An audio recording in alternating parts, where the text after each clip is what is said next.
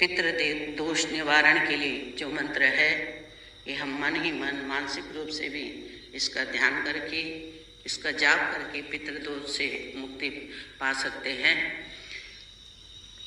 ओम देवताभ्यो पितृभ्यस्यः महायोगिभ्यो एव च नमः स्वहाय स्वधाय नित्यमेव नमो नमः। ओम देवताभ्यो पितृभ्यस्यः महायोगिभ्यो एव च नमो स्वधाय नमो स्वहाय स्वधाय नित्यमेव च।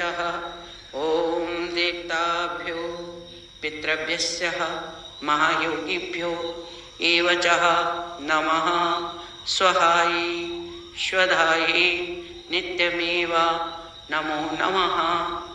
ओम देवताभ्यो पितृभ्यस्यः महायोगिभ्यो एव च नमः स्वहाय स्वधाय नित्यमेव नमो नमः नित्यमेव नमो नमः।